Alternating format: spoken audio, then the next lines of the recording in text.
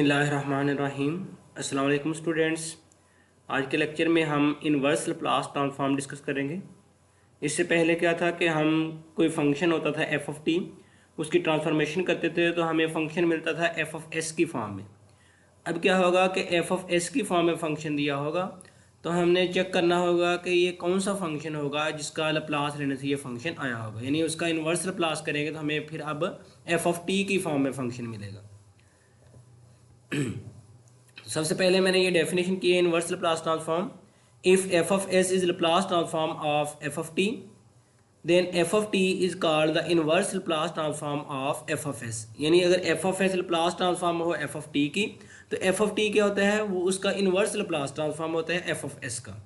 यहाँ पे ये देखें, एफ ऑफ टी का अगर हम लैप्लास लें तो कैपिटल एफ ऑफ एस से नोट करते हैं, तो यही लैप्लास राइट साइड पे जाकर क्या बन जाएगा, लैप्लास इनवर्स। तो यहाँ से क्या मिलेगी, एफ ऑफ टी की वैल्यू मिलेगी Laplace inverse F of S. तो इसके लिए मैंने कुछ ये एग्जांपल सॉल्व किए हैं। एग्जांपल 1 है compute Laplace inverse of 5s over s square plus 5। अब सबसे पहले हमने देखना होगा कि ये कौन सा स्ट्रक्चर बन रहा है, यानी एक्सपोनेंशियल फंक्शन का बन रहा है, साइन का बन रहा है, कॉज का बन रहा है, साइन हाइपरबोलिक का बन रहा है, कॉज हाइपरबोलिक का बन रहा है। तो प्रीवियस लेक्चर में मैंने कुछ आपको वो सेंड किए थे जिसमें हमने कहा था कि ये एक टेबल था जिसमें हमने हर फंक्शन का लैप्लास लिखा हुआ था। अब वहाँ से उसी को देखते हुए हम देखेंगे कि ये कौन से फंक्शन का लैप्लास आया होगा। यहाँ पे देखें, ऊपर एस आ रहा है और डिनोमिनेटर में एस स्क्वायर प्लस 5 आ रहा है। यानी जिस तरह हम साइन का अगर या कॉज का ओपन करते हैं तो उसके डिनोमिनेटर में S square plus constant square इस तरह की फॉर्म में आता है। तो अगर ऊपर कांस्टेंट हो, सिर्फ कांस्टेंट हो, तो वो साइन का फार्मूला होता है, लेकिन ऊपर भी वेरिएबल एस की फॉर्म में हो तो वो कॉस का फार्मूला बनता है। तो यहाँ से देखें, इसको मैंने किस तरह सिंप्लीफाई किया, 5s over s square plus 5 constant था, इसको मैंने बाहर लिख लिया और एस वेरिएबल को मैंने ऊपर लिखा। अब ऊपर वेरिएबल आ रहा है, इसका मतलब ये कॉस का फार्मूला होगा।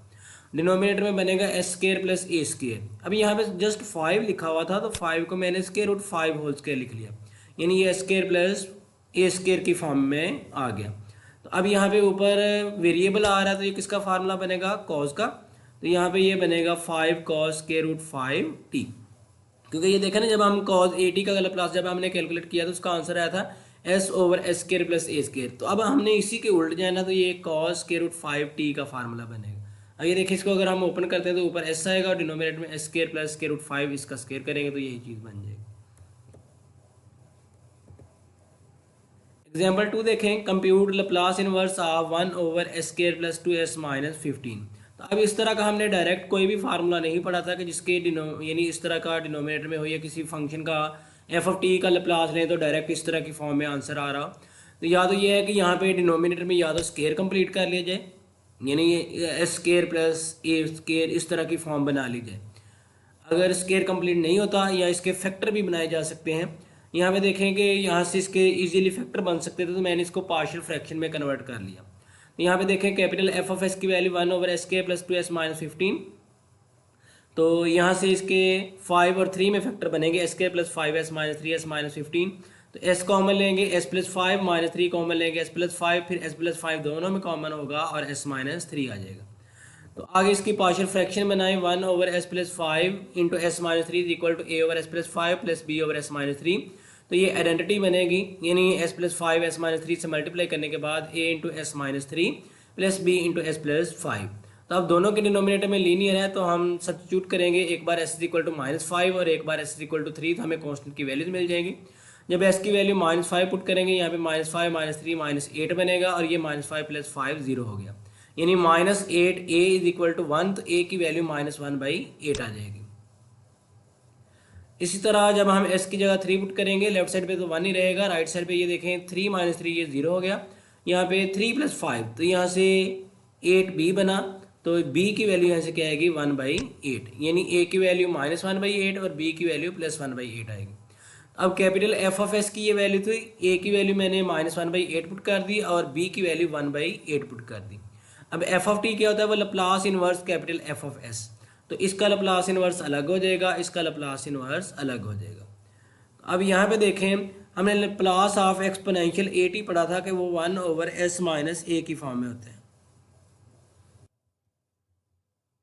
यानी अगर 1 के डिनोमिनेटर में कोई लीनियर लिखा आ रहा हो तो वो क्या होता है, एक्सपोनेंशियल फंक्शन का लैप्लास होता है। अब यहाँ पे ये देखें, ये -1/8, ये तो कांस्टेंट बाहर चला जाएगा, इसको मैं लिखूंगा 1/s माइनस -5, यानी माइनस माइनस +5 हो जाएगा। तो यानी s में से यहाँ से क्या माइनस हो रहा है, -5 माइनस हो रहा है, तो ये एक्सपोनेंशियल -5t का फार्मूला बनेगा, और यहाँ से s में से 3 माइनस हो रहा है तो ये एक्सपोनेंशियल 3t का फार्मूला बनेगा। यानी इसको यूज़ करते हुए हम ये लिखेंगे। ये 1/8 मैंने कांस्टेंट था बाहर नहीं लिख लिया, तो इसका आंसर आएगा minus exponential -5t plus exponential 3t।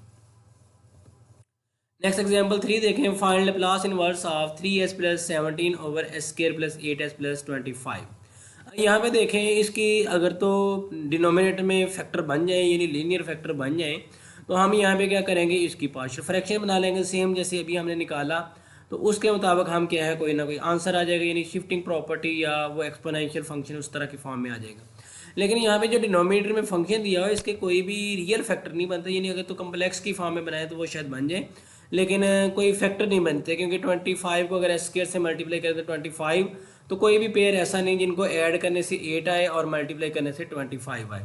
तो यहाँ पे इसके पेयर बनना नामुमकिन थे, तो यहाँ पे मैंने क्या किया, इसका स्केयर कंप्लीट कर लिया, 3s + 17/s² + 8s + 25। तो डिनोमिनेटर में मैंने स्केयर कंप्लीट किया, s² + 2, a की जगह s, b की जगह 4, तो ये 8s बना, और प्लस b² यानी 4 का स्केयर मैंने ऐड कर दिया, तो ये कितना बनेगा 16, लेकिन मेरे पास कितना था 25, तो मैंने 25 को क्या लेके ब्रेक कर लिया, ये 16 ये हो गया और 9 ये हो गया। तो यहाँ तक जो टर्म थी ये s + 4 होल स्केयर हो जाएगा, और प्लस 9 को मैं 3 स्केयर लिख दूंगा, 3s + 17/s + 4 whole square + 3 square. अब यहाँ पे देखें कि क्योंकि डिनोमिनेटर में जब वेरिएबल का स्केयर प्लस कांस्टेंट का स्केयर, तो वो साइन कॉज की फॉर्म में जाते हैं, तो साइन के ऊपर क्या आना होता है, कांस्टेंट आना होता है, और कॉज के ऊपर क्या आना होता है, एस आना होता है। अब यहाँ पे एस भी है और कांस्टेंट भी है, तो मैं क्या करूँगा कि एस वाली टर्म अलग करूँगा और कांस्टेंट टर्म वाली अलग करूँगा। अब सिर्फ एस नहीं ऊपर आएगा, क्योंकि s + 4 की फॉर्म में है, तो यहाँ पे ऊपर भी s + 4 आना चाहिए। तो यहाँ पे मैंने क्या किया कि 17 में से 12 अलग कर दिए, ताकि जब मैं 3 कॉमन लूँ तो s + 4 बने, तो 5 अलग कर दिए, यानी 3s + 12 + 5/s + 4 whole square + 3 square. फिर आगे डिनोमिनेटर अलग अलग कर दिए, 3 × s + 4/s + 4 whole square + 3 square + 5/s + 4 whole square + 3 square. यहाँ पे ये देखें, ये वेरिएबल उसका स्केयर और ऊपर भी सेम उस जैसा वेरिएबल आ रहा है s + 4, और ये कांस्टेंट 3 और ये 5 अलग कर दिया, तो ये तो अब साइन का फार्मूला बन जाएगा ना। अब इसका ये देखें 3 स्केयर आ रहा है, तो साइन का फार्मूला बनाने के लिए ऊपर एक कांस्टेंट यानी 3 होना चाहिए, तो जब मैं करूँगा इसका लैप्लास इनवर्स, तो मैं 3 से मल्टीप्लाई और डिवाइड भी कर दूँगा। तो यहाँ से f(t) की वैल्यू अब निकालने लगा, लैप्लास इनवर्स f(s), इसका लैप्लास अलग हो जाएगा, इसका लैप्लास अलग हो जाएगा। यहाँ पे ये 3 कांस्टेंट है, बाहर चला जाएगा, Laplace inverse of s + 4/s + 4 whole square + 3 square. यहाँ से ये 5, ये 3 से मैंने डिवाइड भी कर दिया और मल्टीप्लाई भी कर दिया, ताकि ये साइन का फार्मूला बन सके, क्योंकि यहाँ पे कांस्टेंट का स्केयर तो कांस्टेंट ऊपर भी होना चाहिए। तो Laplace inverse 3/s + 4 whole square + 3 square.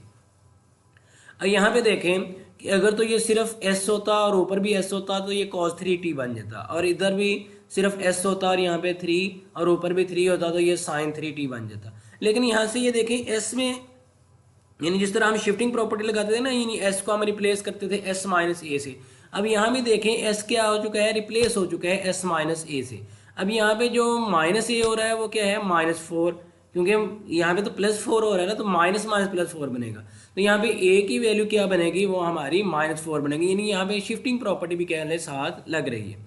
तो इसका आंसर क्या बनेगा, 3 एक्सपोनेंशियल -4t cos 3t, क्योंकि a की वैल्यू -4 है, और इधर से 5/3 एक्सपोनेंशियल -4t sin 3t।